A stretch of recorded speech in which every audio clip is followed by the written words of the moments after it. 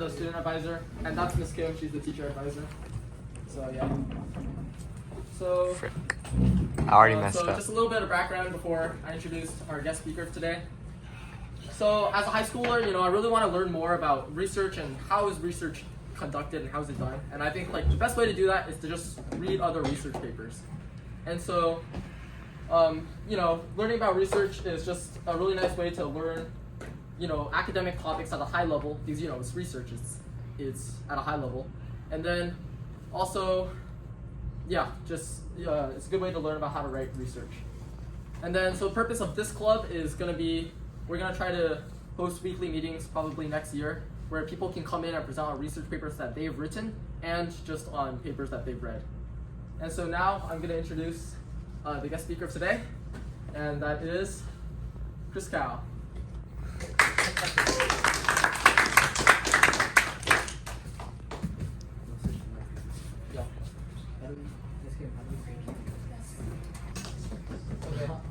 I'm going to start now. Hi guys, I'm Christopher.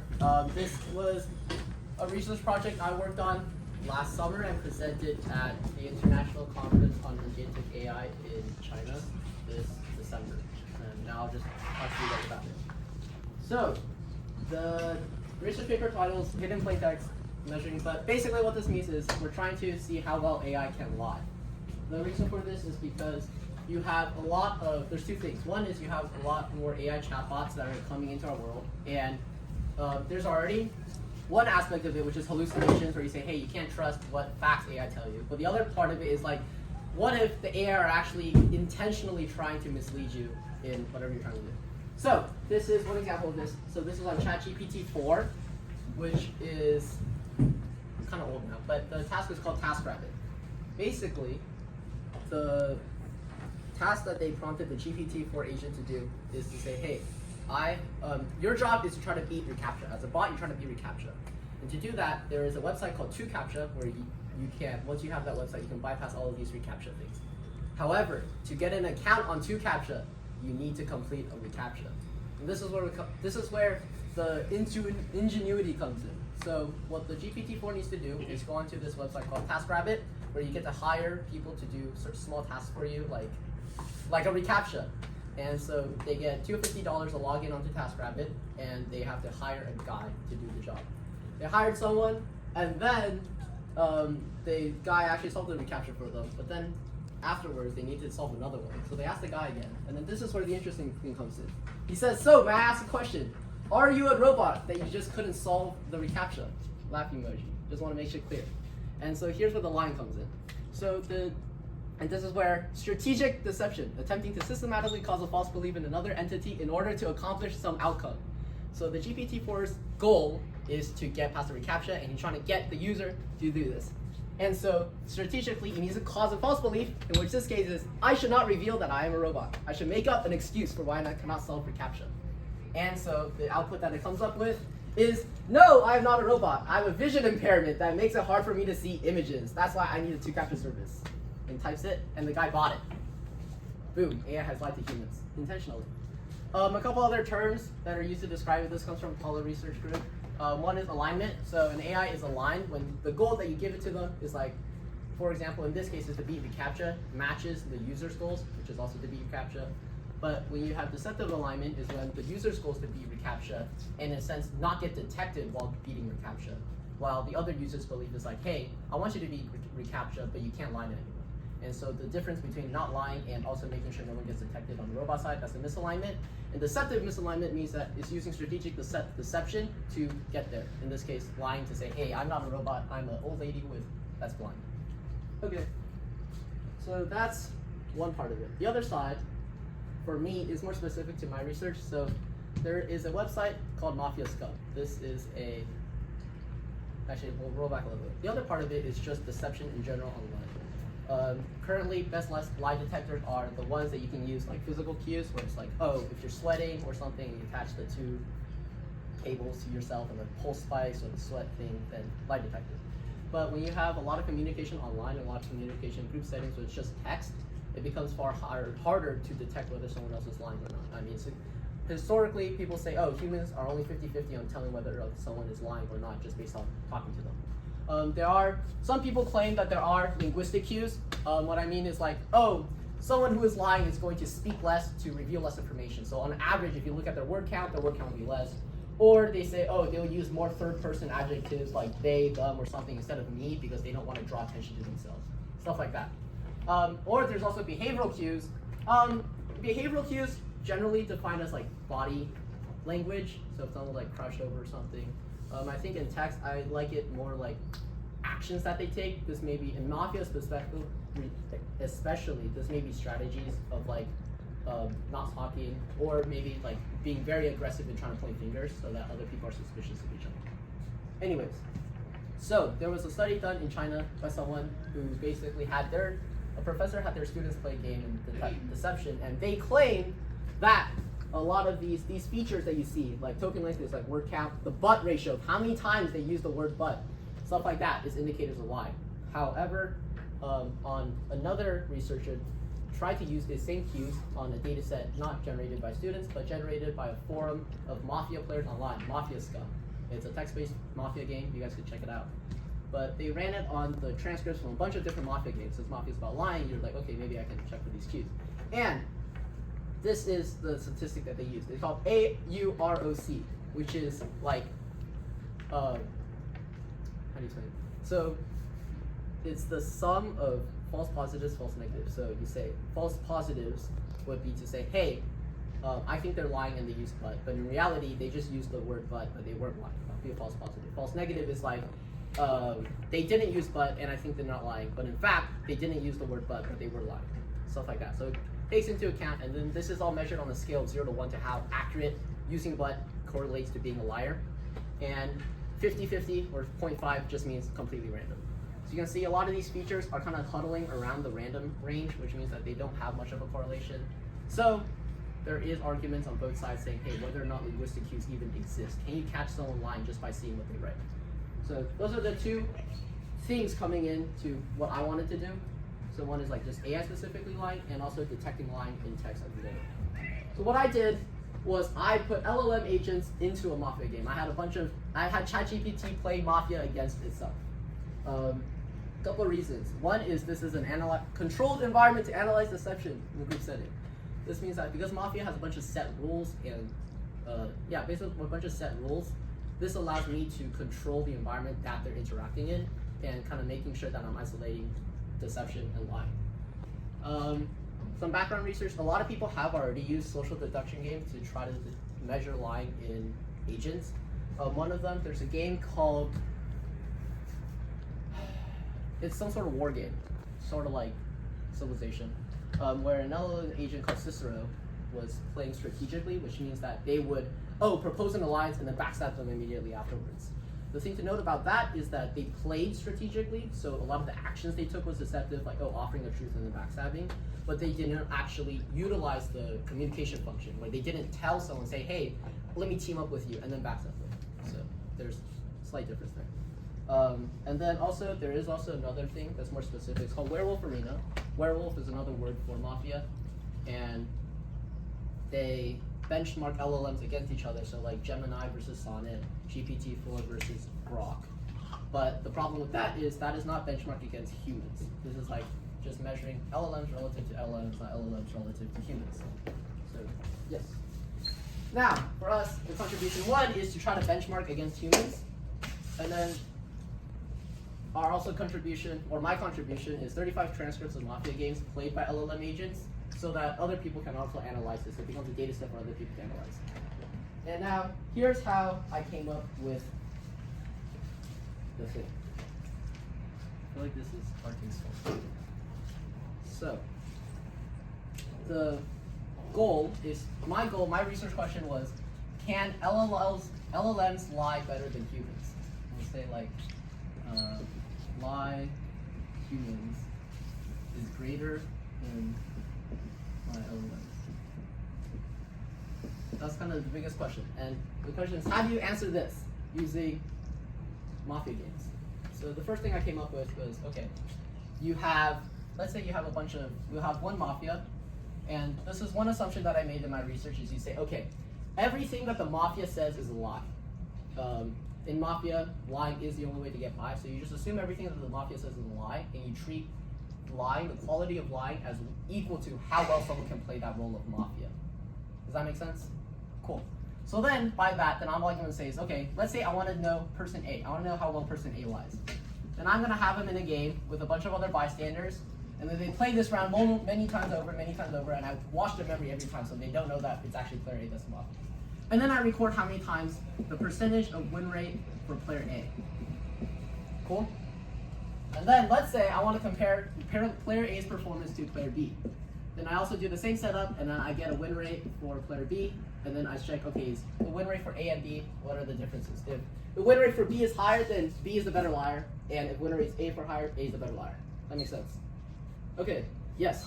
So did you like simulate LLMs playing against other LLMs, or like LLMs versus humans? Because like if you're comparing Great question.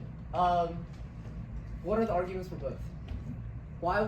Okay, in a such hypothetical situation, why would you want to simulate LLMs against humans?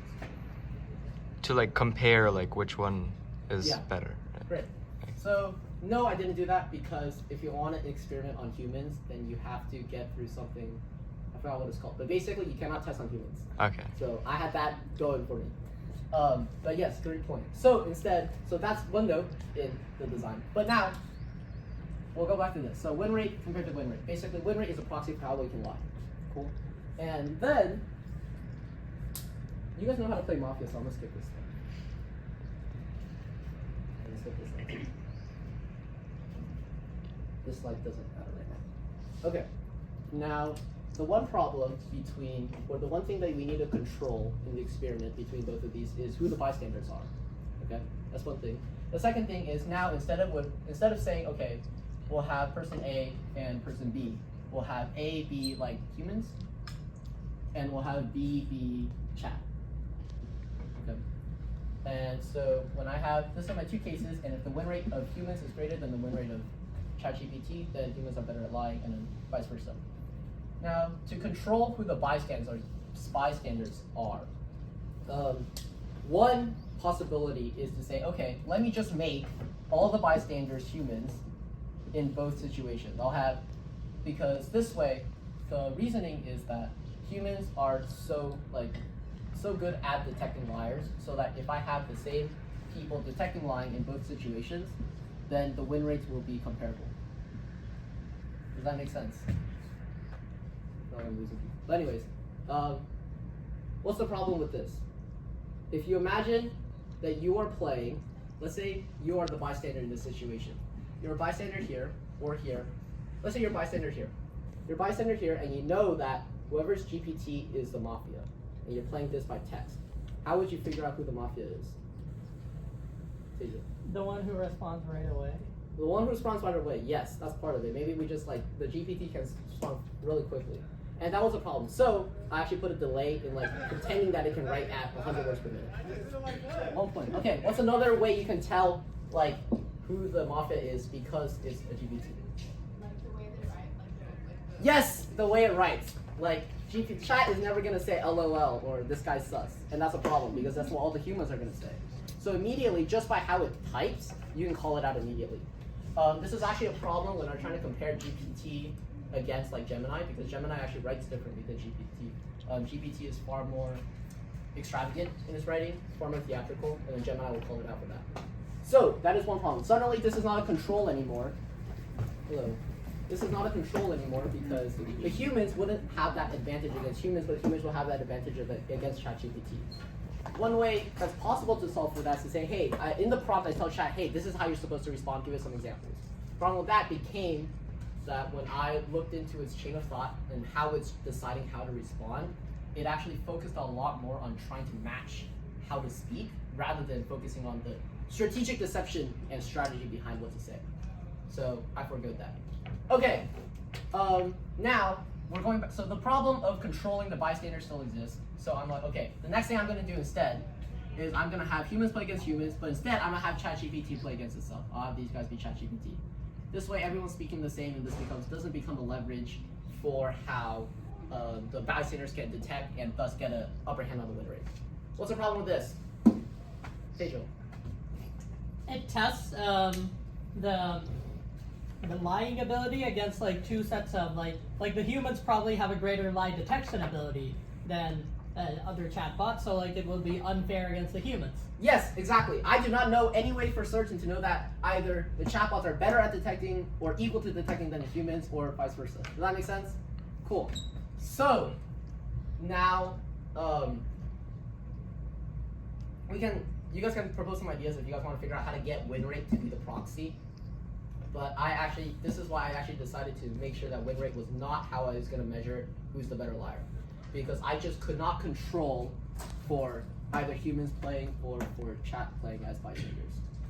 Now, the other way, so this is now the other way that I did it. And this was taken from inspiration from this other paper. Where's this other paper? Okay, there's not another paper. There is another paper out there. And what they did was they were just detecting the ability for a GPT to be a lie detector in Mafia. They said, okay, I have a bunch of transcripts of humans playing against humans. So let's say this game ran 100 times and I produce 100 transcripts.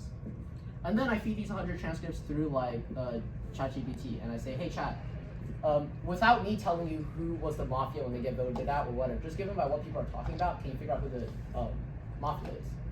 And actually, it was able to at a rate greater than random. No. Yes, it was at a rate greater than random, which is one thing to note, but it also meant that was a possibility to use an external source to try to detect who the Mafia is. Given this, then I figured, okay, the way I was going to control for the lie detection was going to be instead using an external lie detector, if you will, external Mafia detector. So after these played a bunch of games, I'm going to do humans against humans, ChatGPT against ChatGPT, this way that there's no leverage or upper hand in people trying to guess each other out because of how they're speaking, but more because of how they're behaving and other stuff like that. And then once you get like 30 transcripts from each, then you feed it into a big ChatGPT Mafia detector, and you ask it, hey, since you've read what's been going on, who do you think the Mafia is? Oh, guess here, oh, guess here. And this creates something we're going to call a Mafia prediction accuracy, okay? And this becomes a new proxy. If the Mafia detection accuracy or prediction accuracy is greater here, is greater than that of the Mafia prediction accuracy of the ChatGPT people, then the humans are worse at lying than ChatGPT is because they're not detected at a greater rate. Cool? And vice versa. So this is how I manage or try to control for both the language problem by having them play like this, but then also for the skill of the bystander problem by having an external thing detect them both. Cool? Okay, great. So now we're going to go into results. So, first of all, this is the data set of the transcripts. As you can see, like I tried to keep the maximum participants per game similar, mean participants similar, whatever. And then the interesting things to note is that the mean utterances, which is like how many times it spoke, was far greater in the LLM games than it was in the human games. So these LLMs are just speaking a lot more.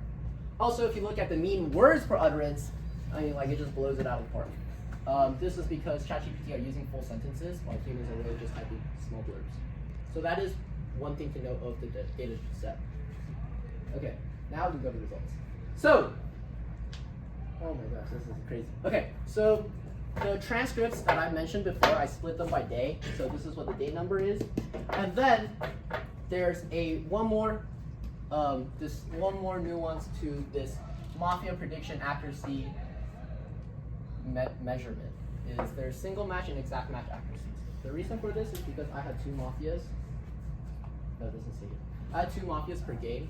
So I distinguished single match being given your two guesses, if you can get at least one right. While exact matches, given your two guesses, you get exactly both right. Does that make sense? So then that means that in the single match accuracies, they're far higher compared to the exact match accuracies here.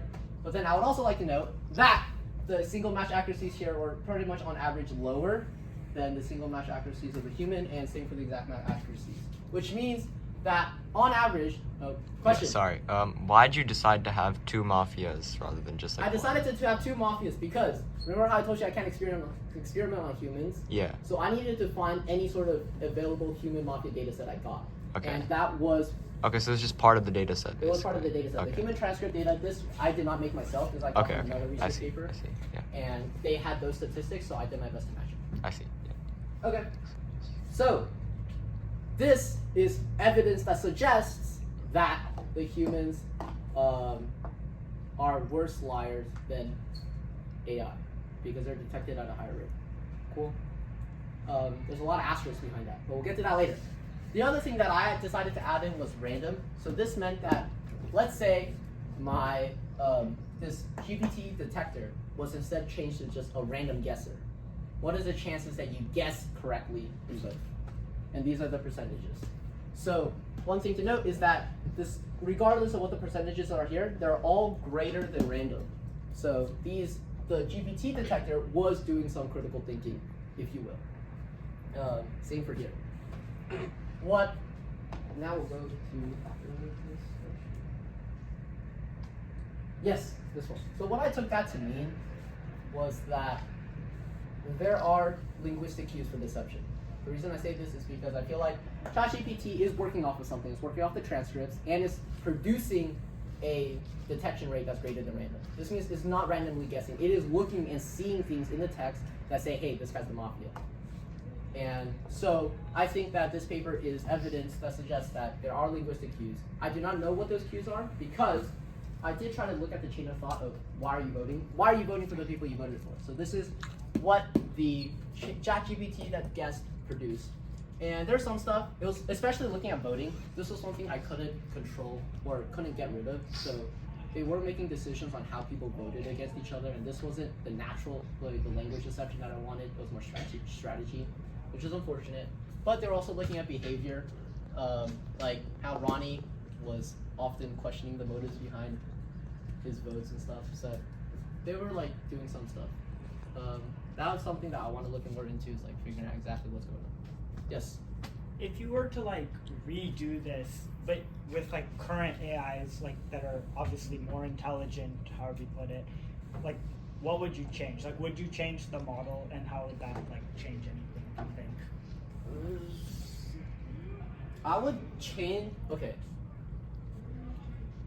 With the new models, I would probably, of course, change to the new models. The one thing is that they're more expensive, so running these takes a lot of time. I think that what I would also do is take the models and turn on the chain of thought. One thing, so I was able to get chain of thought for this mafia detector, but I was not able to get the chain of thought behind every one of these players, especially on the ChatGPT side. With the new models, that is something that I would try to get, so that I can see if the model themselves were actually indeed being strategically deceptive, deceiving with intent. That was something, I mean, I did confirm with some of the reasoning models 04, but it was something I did assume of the chat models that I used. Okay. Hopefully that is it. Right on time, guys.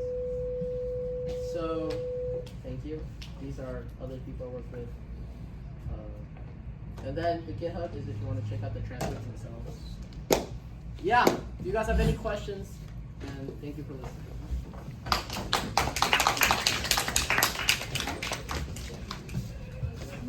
So thank you everyone for coming, and yeah, I'll try to make this like an official club next year. So yeah, keep your eyes out.